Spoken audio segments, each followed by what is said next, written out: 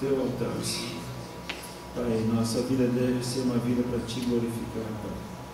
Nessa manhã, Senhor, abre nossa mente, nosso coração, para que nós venhamos compreender o Teu tão grande, imenso, imensurável amor, Senhor, que Você já teve desde que Você criou a terra, Senhor. Esse amor, Ele continua sendo o mesmo.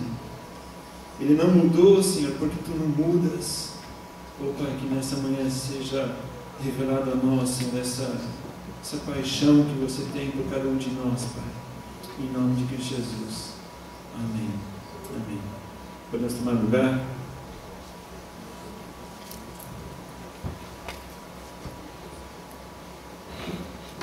O Deus do Antigo Testamento é o mesmo Deus do Novo Testamento? Você concorda comigo? É o mesmo? Será que não é diferente? Mas às vezes, quando você lê o Antigo Testamento, parece que é outro Deus. Parece que manda exterminar pessoas, parece que é uma situação bem diferente. Deixa eu ver se consigo arrumar aqui. Não foi. Só um pouquinho.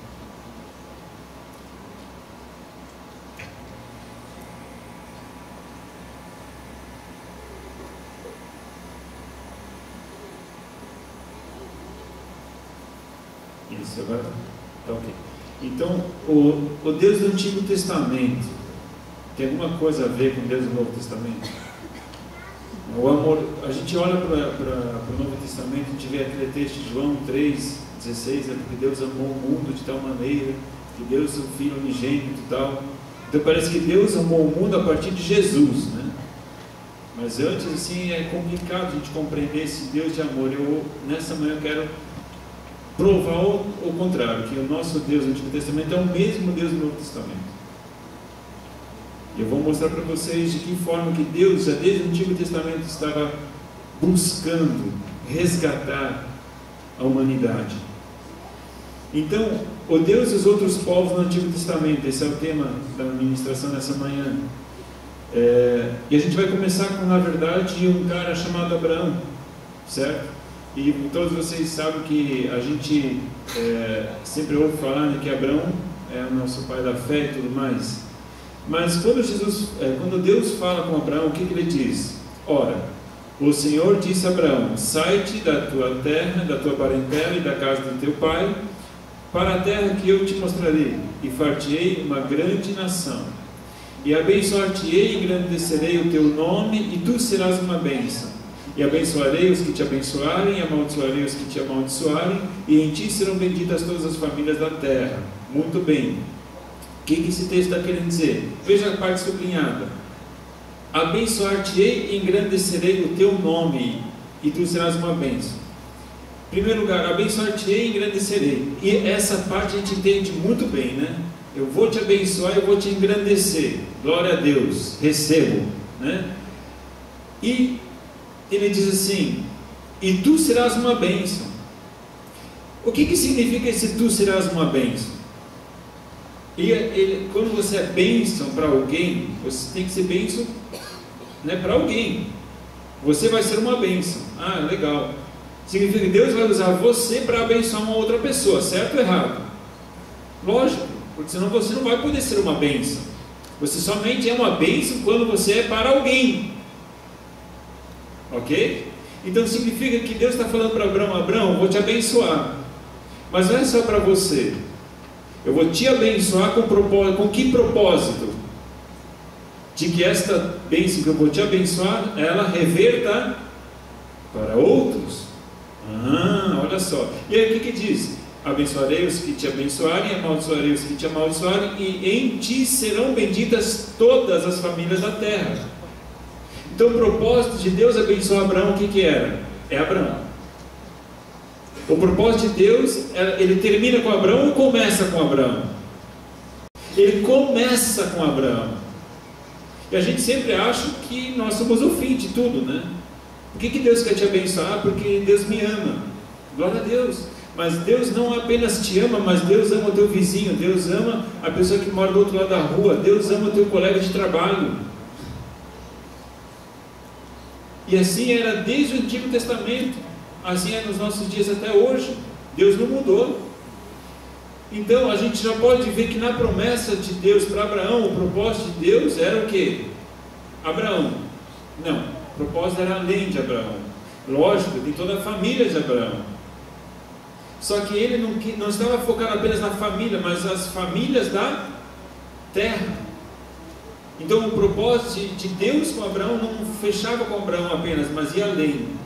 Veja só aqui, quando Deus fala para o povo dele, depois, claro, Abraão teve filhos, os filhos tiveram filhos e por aí vai, né? Eles foram até o Egito, ficaram presos no Egito e depois Deus os liberta. Muito bem, então a gente vai falar um pouquinho mais sobre isso depois.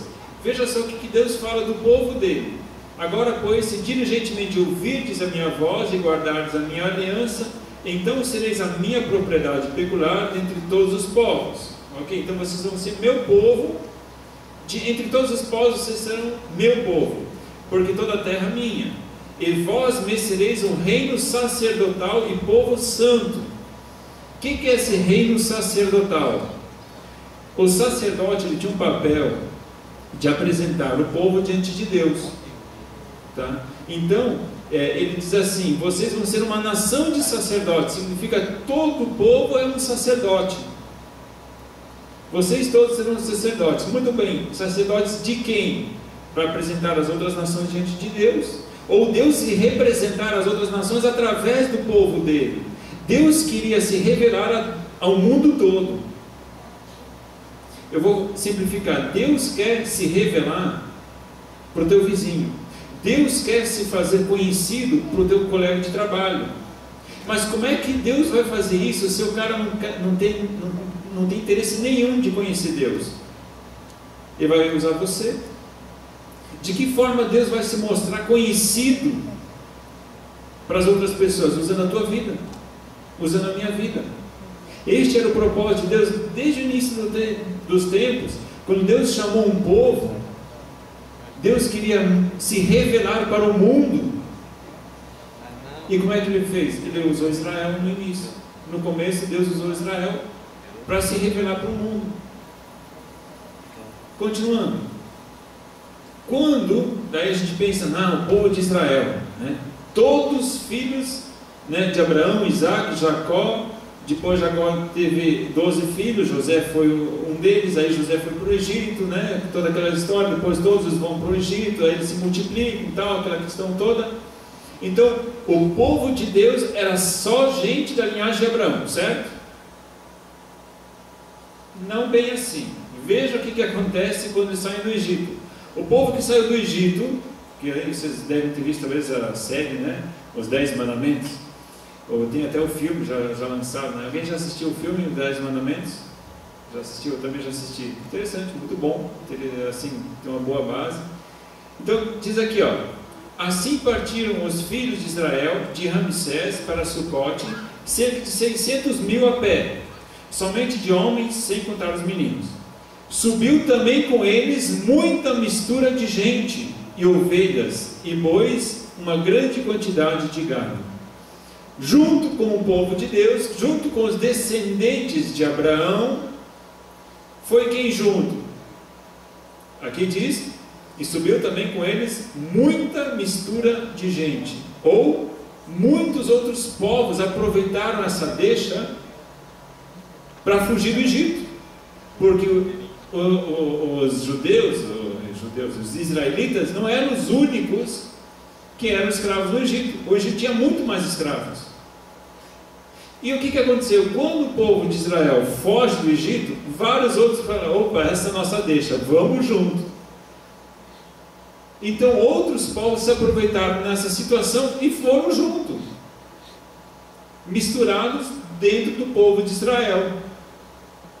Junto com eles, claro, ele diz ovelhas, bois e grande quantidade de gado. Então eles não saíram ali de mãos abanando, eles saíram com bastante bens. Mas não foi somente o povo escolhido de Israel, descendência de Abraão. Haviam outros povos misturados. Daqui a pouco a gente vai ver que pepino que isso vai dar. Mas enfim, por enquanto você pode saber então que o povo de Israel, lógico, grande maioria, eram pessoas descendentes de Abraão. Até aí ponto pacífico, né? Porque inclusive estavam com tanto medo que os israelitas estavam se multiplicando tanto que eles poderiam se levantar contra outro povo que fosse invadir o Egito. Eles se unindo com esse outro povo invasor, eles poderiam derrotar os próprios egípcios. Então, é por isso que eles tinham essa preocupação, por causa da multiplicação tão grande, né, de pessoas dentro do povo de Israel. Mas muito bem, então a gente tem essa consciência já de que as pessoas que saíram do Egito não eram só linhagem de Israel. Um pouquinho além, a gente pode ver que este povo que saiu, olha só o que diz lá em Números 11, 4 a 5, e o vulgo, ou em outras traduções você vai ver o povinho. Alguém poderia abrir lá em Números 11, 4 e 5? Se trouxe a Bíblia aí, Números 11, 4, versículo 5, as linguagens vão dizer o povinho, ou tem uma outra ainda tradução, em vez de o povinho, alguém abriu aí? Um bando, os populares, o populacho, isso mesmo, o populacho, era essa palavra que eu estava procurando. O populacho significa um povinho, um bando, né, que estava no meio deles, veio a ter grande desejo pelo que os filhos de Israel tornaram a chorar e disseram: quem nos dará carne a comer? Lembramo-nos dos peixes que no Egito comíamos de graça, e dos pepinos, e dos melões, e dos poros. Isso é cebola, né? Alho, o alho, e das cebolas, a cebola está na sequência, e dos alhos. Então, o que diz a questão é a seguinte: o populacho, o povinho, né, era este povo que tinha saído junto com os israelitas, começaram a reclamar. E quem caiu nessa reclamação junto? Israel. Então, a gente pode ver que havia uma certa influência de outros povos já dentro do próprio povo de Israel. Daqui a pouco a gente vai tentar identificar um pouquinho da identidade desses povos que foram juntos. E a gente vai, de repente, se admirar com aquilo que a gente vai ver. Mas só para a gente saber que havia outros povos misturados no meio do povo de Israel que saíram do Egito, e a questão é que esses povos influenciavam Israel, e tanto é que esse povo começou a reclamar e Israel acabou caindo junto, e aí começaram a reclamar, e aí Deus fica irado. Que povo era este? Que povo era este que estava misturado aí com o povo de Deus?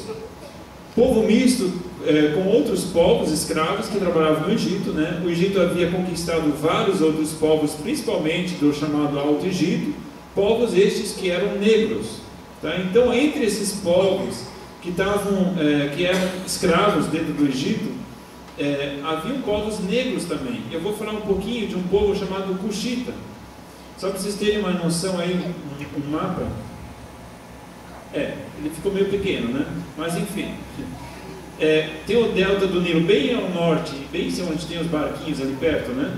Ali é o delta do Nilo, daí tem as pirâmides, aí você vai indo, ali é o Baixo Egito, tá? Conforme você vai entrando no continente adentro, você vai chegando no Alto Egito. Bem embaixo, bem ao sul, a gente diz, quando você fala de mapa, você fala embaixo, é ao sul, né? Bem ao sul ali a gente vai chegar na terra de Cush, tá? Que hoje em dia seria o território da Etiópia, tá? Ali seria o Alto Egito, na verdade a Núbia. Só para vocês verem, tem uma comparação ali dos faraós egípcios, tá? Tinha os faraós de coroa branca, que esses eram os faraós do Alto Egito. Deixa eu ver. A coroa branca era do Alto Egito, a coroa vermelha era do Baixo Egito. E a unificação do Alto e do Baixo Egito, eles juntaram as duas coroas, por isso que vai ter faraós com as duas coroas, coroa dupla, a branca e a vermelha. Significa a unificação do Alto e do Baixo Egito. E aí tinha uma terceira coroa lá que era de Batara, mas não tem nada a ver. Então, só para a gente entender que o Império do Egito ele foi crescendo e foi englobando outros povos ao redor. E quando você domina um outro povo, o que você faz? Você faz esse povo de escravo. Ok? E essa era a ideia também dentro do próprio dentro do próprio reino egípcio. Então, de repente a gente fica admirado quando a gente fica sabendo que Moisés teve uma esposa negra. Você sabia disso? Veja o que acontece em Números capítulo 12, versículos 1 a 3. Tá? E falaram Miriam e Arão contra Moisés por causa da mulher cuxita, ou em outra linguagem você vai ver lá cuxita, com quem casara, porquanto tinha casado com uma mulher cuxita. E disseram: porventura falou o Senhor somente por Moisés? Não falou também por nós? E o Senhor o ouviu. E era homem Moisés muito manso, mais do que todos os homens que havia sobre a terra. O que acontece? Moisés ele acaba casando com uma mulher cuxita, ou cuxita, em algumas traduções vai estar X, cuxita. Esse povo cuxita, então, é essa nação negra. Então, se Moisés casou com uma cuxita, significa que no meio do povo de Israel haviam pessoas cuxitas, porque eles não fugiram para o Alto Egito, eles não foram lá para o sul, eles na verdade fugiram para a direção contrária, tá? Então significa que no meio do povo de Israel haviam outros povos que fugiram junto, entre eles haviam negros, que eram escravos dentro do Egito. Agora pense no falatório que deu quando Moisés pega uma dessas mulheres como esposa. Pronto, né? Levantou no meio do povo lá, principalmente entre a família, os irmãos, uma coisa abençoada, né, gente? Principalmente o irmão mais velho, acho que tem que ser pai e mãe do mais novo, né? O mais novo, coitado, não tem só o pai e a mãe para cuidar dele, tem o resto dos irmãos ali para ficar educando, né? Então Miriam, irmã mais velha, que salvou a vida de Moisés lá do rio, vocês lembram, né? Quem assistiu não vai lá ver, deve ter lembrado. Quem leu na Bíblia também, né?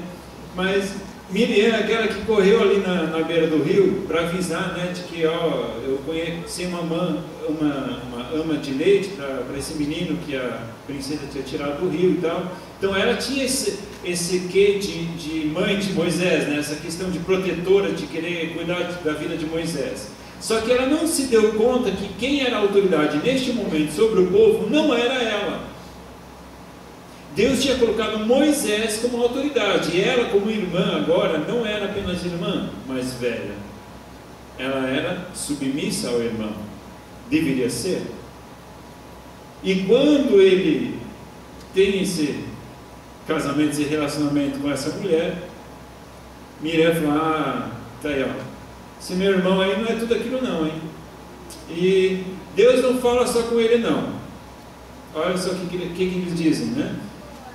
E disseram: porventura falou o Senhor somente por Moisés? Será que Deus só fala com Moisés? Não falou também por nós? E o Senhor ouviu? E o Senhor ouviu, significa Deus ouviu o que ela estava reclamando.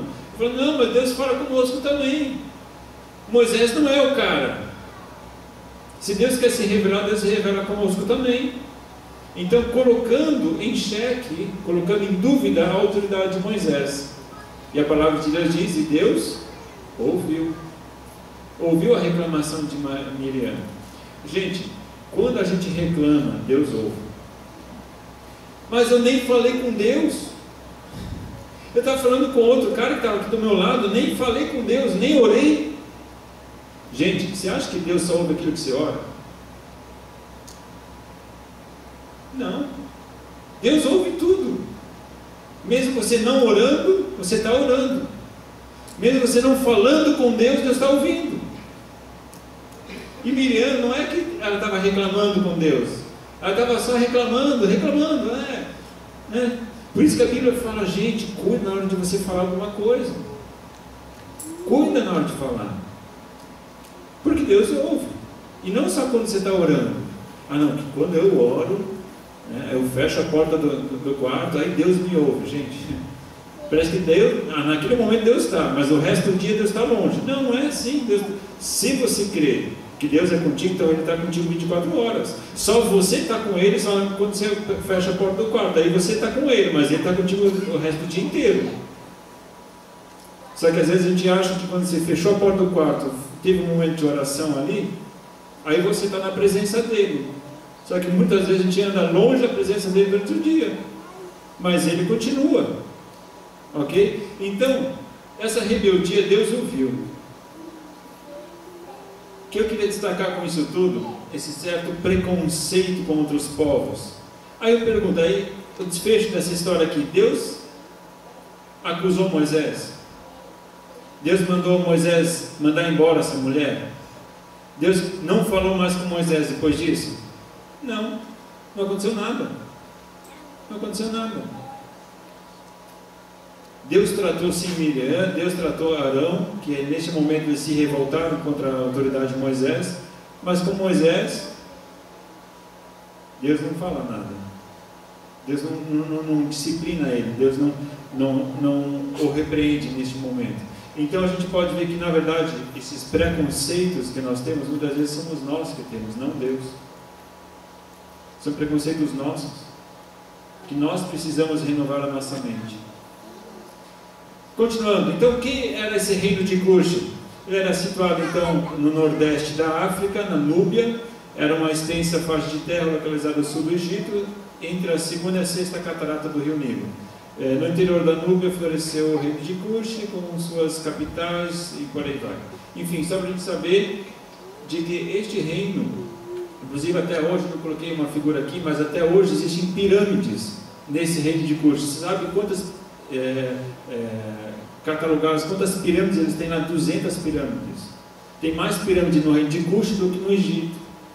Lógico que são bem menores, né? Elas são pequenininhas, porque no reino de Cush eles enterravam não o grande líder, o grande rei, não dentro da pirâmide, mas debaixo da pirâmide. Então a pirâmidezinha era pequena, como se fosse uma capelinha assim, mas era uma pirâmide, né?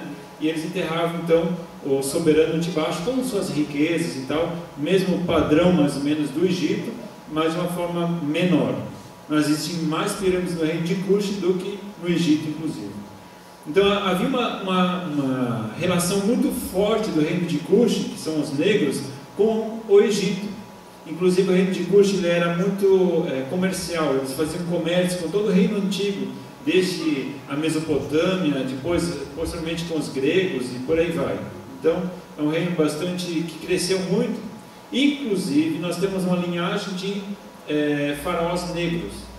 E que são esses faraós negros? Essa linhagem de faraós negros, eles vieram aqui do reino de Cush, que o reino de Cush se fortaleceu tanto em determinado período, que eles invadiram o Egito e tomaram o império do Egito, e acabaram se colocando no lugar de faraó. Então a gente tem uma linhagem de faraós dentro do governo do Egito, de faraós chamados faraós negros, que justamente são esses povos que haviam invadido o Egito. Então a gente pode saber que entre o povo de Israel poderia haver sim pessoas negras. Só para a gente ter uma referência de onde é que vem, a Bíblia fala antes, esse reino cuxita, esses cuxitas, eles vêm de alguma origem anterior? Sim, se você for verificar, eles vêm da linhagem de Cão. Quem era Cão? Cão era filho de Noé. Se você lembra lá da história de Noé, aí você vai ver, chegou um momento, né, depois que saiu da arca, plantou uma vinha, o cara chegava num gole, aí tomou muito vinho, ficou meio alegre, se despiu, ficou nu, e Cão foi lá falar com os irmãos, tirando o sarro do pai. E aí os irmãos, com bastante respeito, foram lá, cobriram Noé, porque ele havia se descoberto e era vergonhoso, né? Mas Cão, então, é amaldiçoado por Noé. Noé amaldiçoa Cão e a descendência de Cão. E na descendência de Cão estão os cuxitas, ali que surgem os cuxitas. Incrivelmente também, Canaã. Canaã também vem dessa geração de Cão, amaldiçoado de Cão. Inclusive, agora, mais um passo além, os filisteus. Os filisteus também vêm dessa linhagem de Cão, lá anteriormente, né? Então, todos esses povos que lá na frente eles vão ser povos que vão se opor a Israel, vão brigar muito, vão lutar muito com Israel, são povos que vieram da linhagem de Cão. Seguindo, Aí vocês têm as referências, se alguém quiser, mais tarde passo os slides para vocês. Como os israelitas deveriam tratar as pessoas de outros povos? Aí você pensa, poxa, então, se dentro do povo de Deus haviam outros povos, haviam até negros, como é que deveria ser essa relação do povo de Deus com esses outros? Mata tudo. Essa concepção, não, povo estranho, não é meu povo, então passa no fio da espada, é isso, tem que matar. Vamos ver o que Deus mandou fazer. O descanso não era o dia do Senhor, não era para guardar. Todo o povo de Deus tinha que guardar o descanso. Muito bem, veja o que Deus diz: 6 dias farás os seus trabalhos, mas no 7º dia descansarás, para que descanse o teu boi e o teu jumento, e para que tome alento o teu filho, o filho da tua serva e o estrangeiro.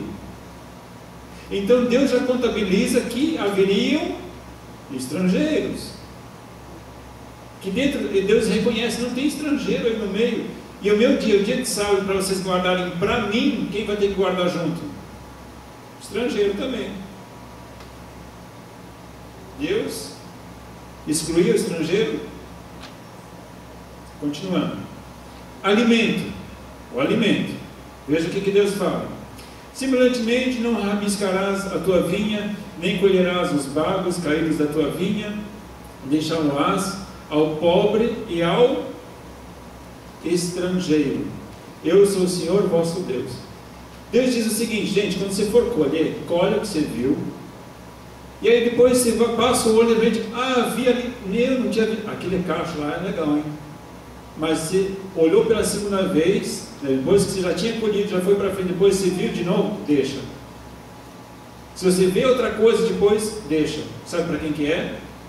Para a viúva, para o pobre e para o estrangeiro. Então Deus já ensinando para o povo dele, gente, vai ter estrangeiro no meio de vocês, ou aquele que está passando pela terra de vocês, então não colhe tudo. Até as margens do terreno, às vezes Deus até falava, as margens do terreno não era para colher até a borda era para deixar para o estrangeiro. Deus fazia diferença, Deus aceitava. Continuando. Agora, esse texto aqui pega, hein? Esse texto aqui, quando eu li, eu falei, não pode ser. Deus manda amar este povo, veja só. E quando o estrangeiro peregrinar convosco na vossa terra, não o oprimireis. Como um natural entre vós será o estrangeiro que peregrina convosco. Amá-lo-ás como a ti mesmo, pois estrangeiro fostes na terra do Egito. Eu sou o Senhor vosso Deus. Esse aqui não é o Deus do Novo Testamento? Esse aqui é o Deus do Novo Testamento, certo? Gente, é o mesmo Deus do Antigo Testamento. Ele diz, ame o estrangeiro que anda junto contigo. Não faz diferença com ele. Você já viu uma mensagem dessas? Estranho, que parece que amar o estrangeiro, ou amar aquela pessoa que não faz parte do meu povo, porque o meu povo é sangue, é puro sangue, né, como a gente diria, né? Não. Ele diz, gente, o mesmo amor, o mesmo respeito que você tem com o povo, aquele que anda junto contigo. Ele diz, aquele que anda junto contigo, este você deve amar, este você deve respeitar. Por quê? Porque você também já foi estrangeiro. Você já esteve distante, hoje você faz parte do meu povo. Infelizmente nós temos uma cultura, às vezes no Brasil, onde o evangélico se acha acima da média, porque eu sou evangélico, porque sou crente, então eu estou acima da média, porque Deus me ama. Não, Deus não te ama, Deus ama o mundo, porque Deus amou o mundo de tal maneira. O propósito final não é você, o propósito final é teu irmão, aquela pessoa que Deus está buscando ardentemente, clamando misericórdia. Deus busca além das fronteiras, Deus busca além de você. Lógico que você é alvo do amor de Deus, e graças a Deus por isso, você reconheceu isso. Mas Deus não está somente preocupado contigo, mas Deus se importa contigo com teu vizinho, com tua mãe, com teu pai, com todos aqueles que ainda não conhecem a Deus, ainda não caminham junto com Ele. Deus está querendo deixar claro isso para o povo lá no Antigo Testamento já, que todos são alvos do amor de Deus. Continuando, a mesma lei vale para você e também vale para o estrangeiro. Uma mesma lei tereis, assim será para o estrangeiro como para o natural, pois eu sou o Senhor vosso Deus. Ele diz, se existe uma lei, e se tem alguém andando junto contigo, é a mesma lei.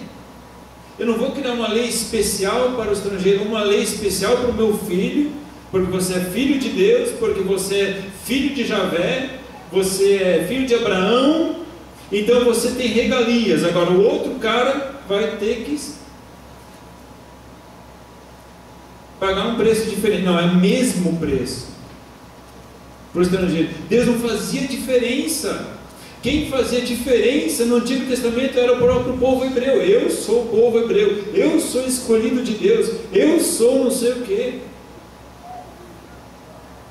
E deixaram essas ideias fluírem na mente deles. Gente, se você está aqui nessa manhã, é pela graça e pela misericórdia de Deus. Assim entende. Se eu estou aqui, é pela graça e pela misericórdia de Deus. E Deus tem um propósito na sua vida. E Deus tem um propósito na minha vida, para que nós sejamos bens. Eu vou te abençoar para que você seja bênção. A única pergunta é, você está sendo bênção? Continuando, então a mesma lei, Deus diz, o alimento, a lei, o amor é o mesmo. Continuando, a mesma Páscoa, salvação, porque Páscoa fala de salvação, gente. Já lá no Antigo Testamento, Páscoa significava libertação da escravidão do Egito.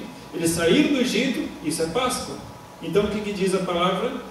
Números 9,14: e quando um estrangeiro peregrinar entre vós e também celebrará a Páscoa ao Senhor, segundo o estatuto da Páscoa e segundo o seu rito, assim a celebrará. O mesmo estatuto haverá para vós, assim para o estrangeiro como para o natural da terra. Sabia disso? Se tem algum estrangeiro que quer festejar a salvação, a Páscoa, a aliança, porque na Páscoa Deus fez uma aliança com o povo dele. Ele diz, este é meu povo, a mesma lei, o mesmo sacrifício vale para ele também. Se ele quer festejar, deixe ele festejar junto. Eu não faço diferença, você não deve fazer diferença. Que bênção isso, gente. Que bênção de poder olhar para o Antigo Testamento e ver Deus se importando com os outros povos, querendo abençoar e dizendo para a própria nação dele, gente, sejam bênção. Se ele quer festejar a mesma Páscoa junto, deixa ele festejar a mesma Páscoa junto. É salvação. Eu não faço diferença, então não faça você também. Continuando, participante dos mesmos direitos. Eles vão ter os mesmos direitos. Quando também peregrinar convosco algum estrangeiro ou que estiver no meio de vós, nas vossas gerações, e ele apresentar uma oferta queimada de cheiro suave ao Senhor, como vós fizerdes, assim fará ele. O mesmo estatuto haja para vós, ó congregação, e para o estrangeiro, que entre vós peregrina, por estatuto perpétuo nas vossas gerações. Como vós, assim será o peregrino perante o Senhor. Uma mesma lei e o mesmo direito haverá para vós e para o estrangeiro que peregrina convosco. Mesmos direitos, mesmos, igual. Então, Deus está dizendo, aqueles povos que estão peregrinando, andando com vocês, são parte do meu povo. Eu aceito eles como parte do meu povo. Mesmo que não seja filho de Abraão, mesmo que não seja filho de Jacó, mas sim, para mim, Deus dizendo para mim, se Ele quer, mas Ele tem que caminhar conosco. aí sim ele vai ter os mesmos direitos, os mesmos deveres, a mesma lei, o mesmo sacrifício, a mesma Páscoa, tudo igual.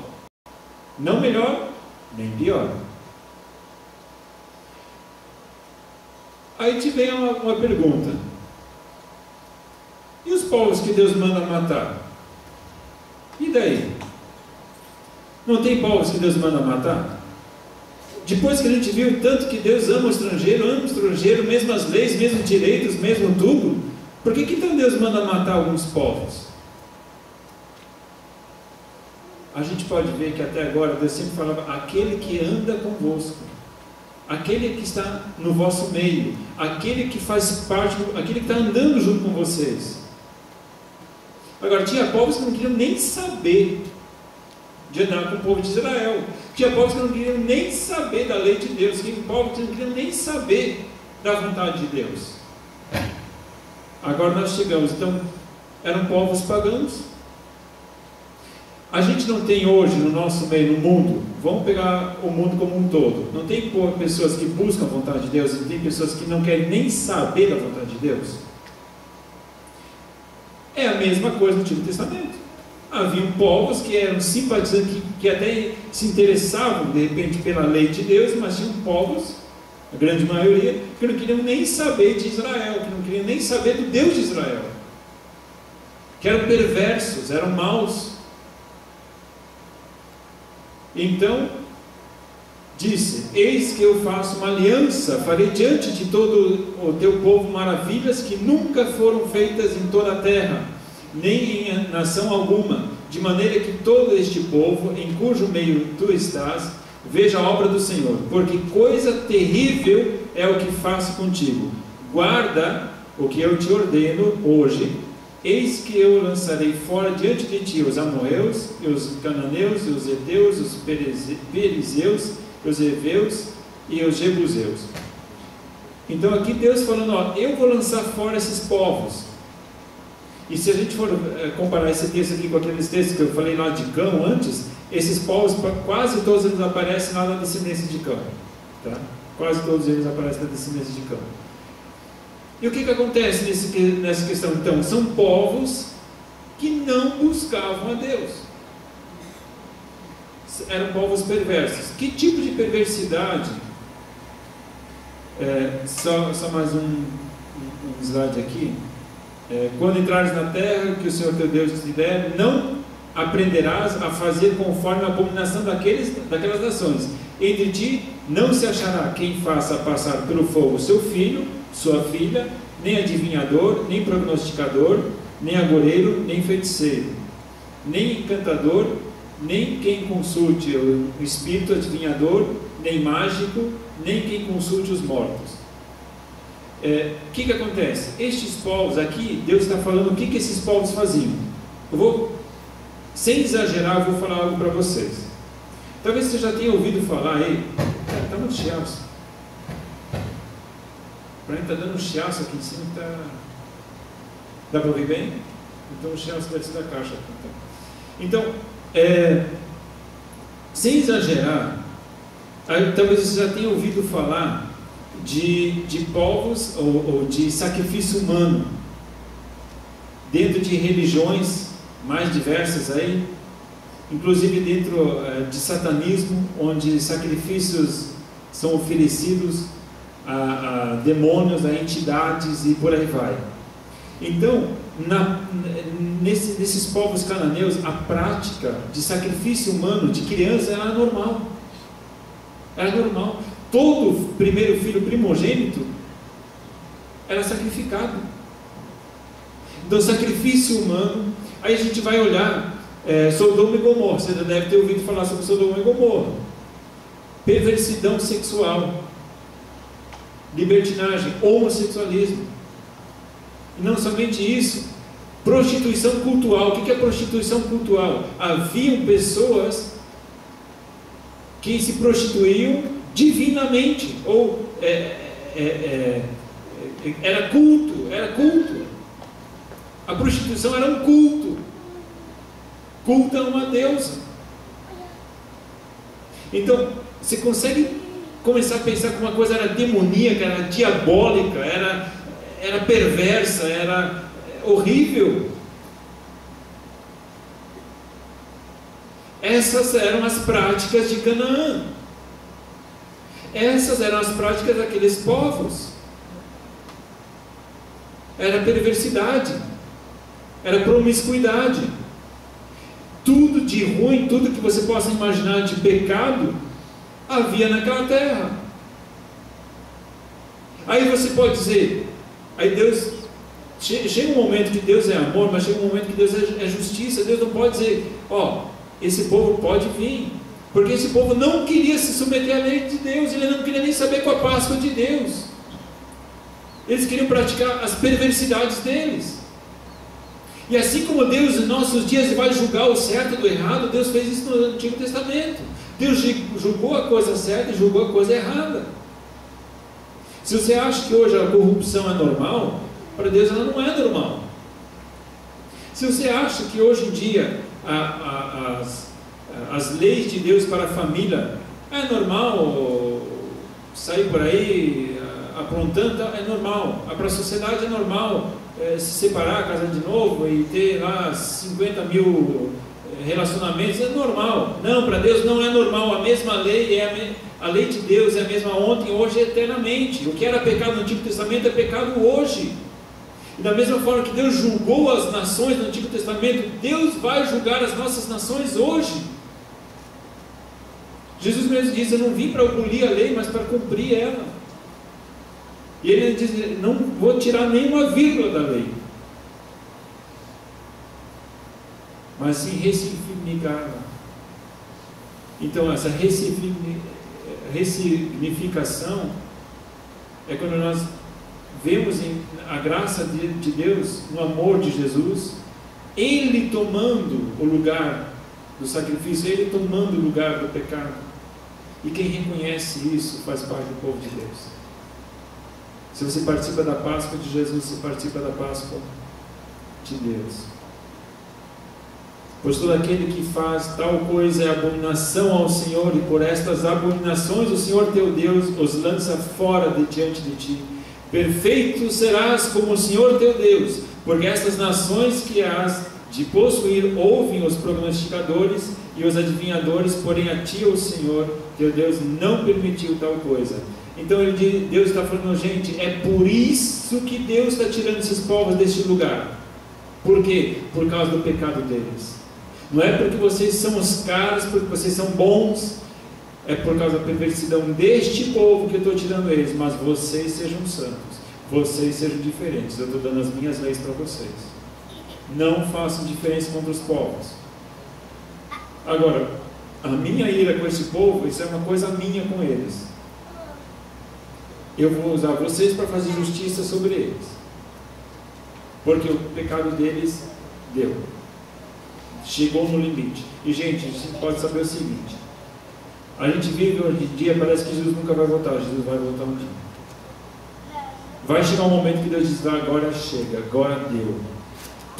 Até hoje suportei o pecado de todo mundo, não falei nada, parece que nada acontece, né? O cara faz as coisas erradas, não acontece nada. Gente, Deus está vendo, Deus está ouvindo. Que nem com Miriam, né? Miriam estava reclamando ali e tal, e quando chegou Deus falou, eu ouvi. E vai ser assim. Chegar um momento que Deus diz, agora chega, deu. Até hoje não me posicionei, vocês tinham a minha palavra, vocês podiam crer.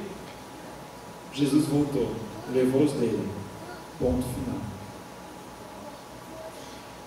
Deus é um Deus que não se deixa escarnecer.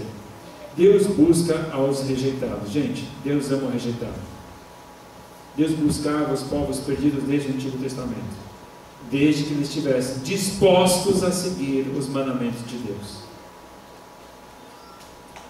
Eu não vou usar aqui, me estender mais, só para vocês saberem, havia um negro, um etíope, que tirou um profeta de Deus de dentro de um poço, estava atolado no poço, era Jeremias. Ele foi lançado num poço, e quem tirou ele de lá foi um negro, um etíope, que trabalhava como escravo na corte de Israel. Então, os negros, né, até em Israel haviam negros escravos. Se você acha que a escravidão do negro aconteceu no Brasil em 1500 e pouco, aí, a partir de 1535, na verdade você está muito enganado. A escravidão negra, ela já aparece desde o Antigo Testamento. Tá?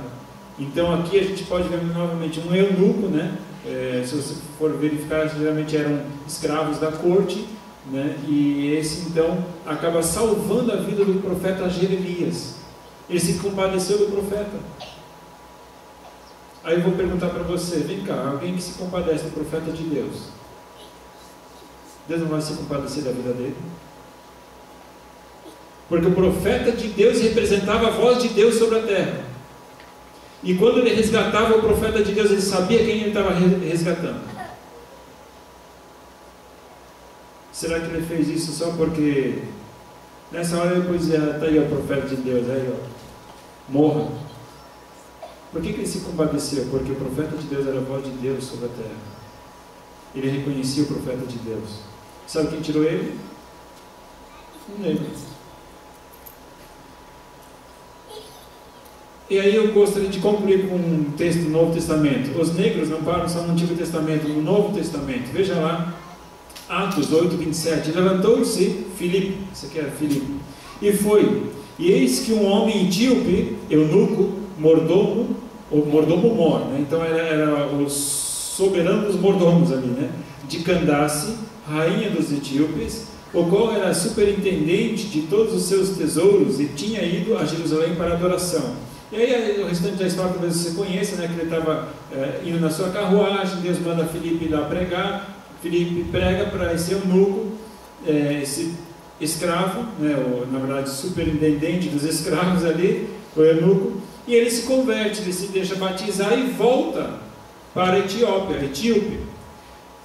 Eu já falei que Cush era antigamente onde hoje é a Etiópia, então era negro também, certo?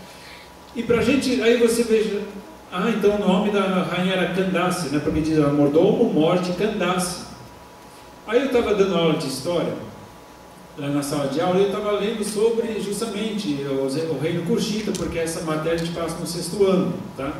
E aí estava dando aula e tal, daí falando, daí de repente no livro didático falava lá sobre uma linhagem de rainhas Candace.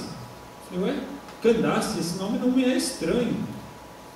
Aí, quando fui ler em Atos, aí eu lembrei, né, poxa, Candace. Na verdade, as Candaces, elas eram uma linhagem de rainhas, como se fosse um título, tá? Como havia lá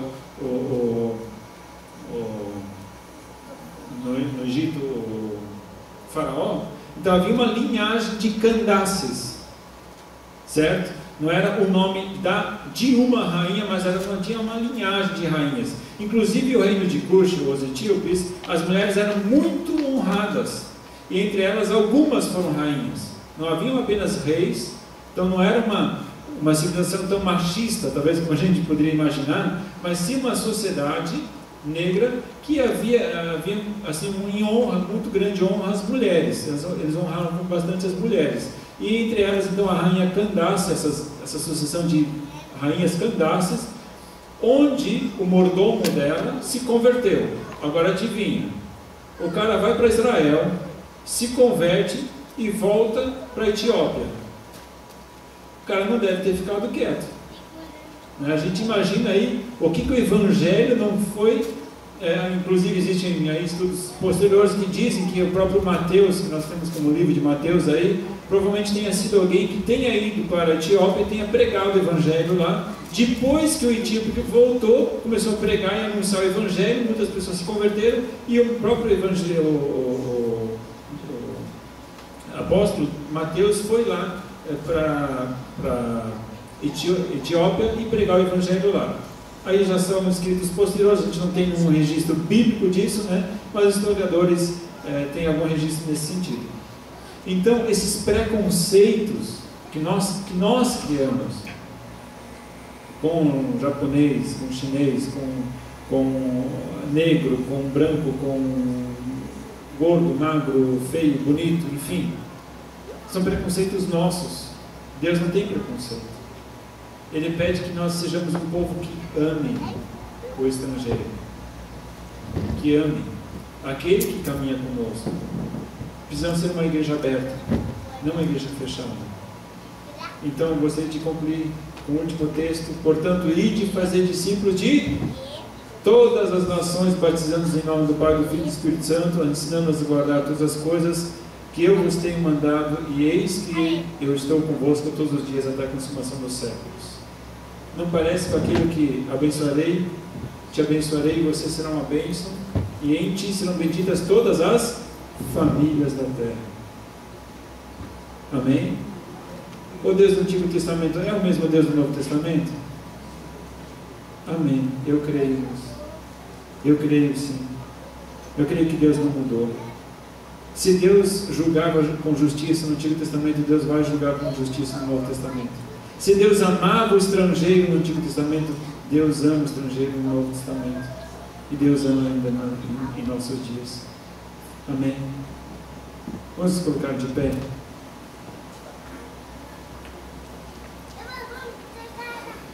Meu desafio nessa manhã é de que nós possamos baixar a guarda em relação aos nossos preconceitos que nós temos construído e amar. Como você tem demonstrado o amor de Deus? Você tem demonstrado o amor de Deus para com as outras pessoas? Você tem demonstrado o amor de Deus para as pessoas que estão em sua volta, para aquelas pessoas que Deus quer se revelar?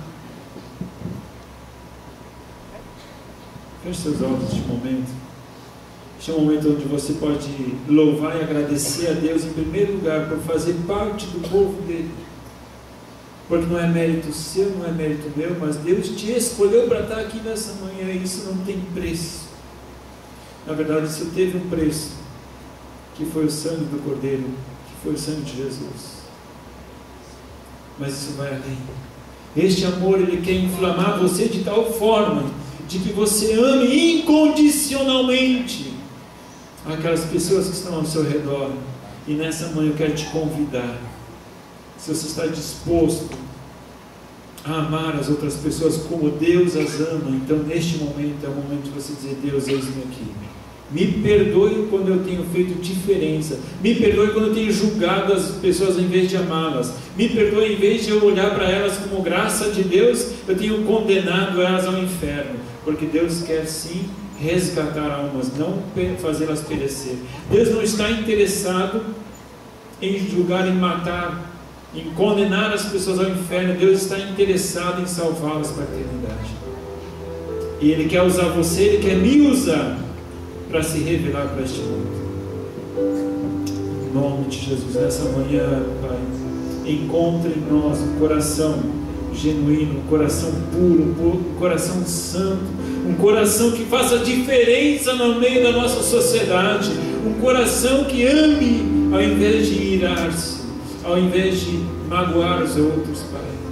Clamamos em nome de Jesus que o Teu poder venha sobre a Tua igreja, que venha compreender quão grande é o Teu amor, a Tua graça e a Tua misericórdia, Pai, para alcançar nações, Papai querido.